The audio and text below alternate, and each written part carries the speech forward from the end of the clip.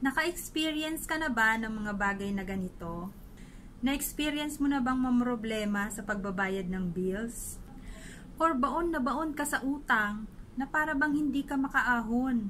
Yung tipong ang sipag mo naman, pero lagi ka pa rin kapos. Yung napapansin mo na ang bilis-bilis lumaki ng mga anak mo. At palaki lang palaki din yung gastos mo sa kanila. Nahihirapan ka rin ba sa pagsuporta sa iyong mga magulang?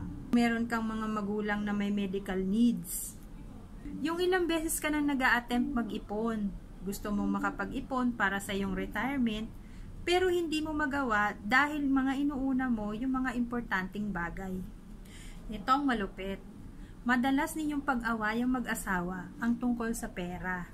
Yung tipong hindi ka na nagiging masaya sa sitwasyong kinalalagyan mo ngayon. Kung lahat ng yan ay check sa'yo, I would like to invite you to attend our free financial class para matutunan mo kung paano mo i-handle ang mga ganong klase ng sitwasyon.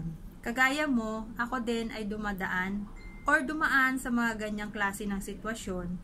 At nung nakapag-attend ako ng free financial class ng International Marketing Group, ay nalaman ko kung ano yung proper way of handling finances. Kung interesado ka matuto, comment down below.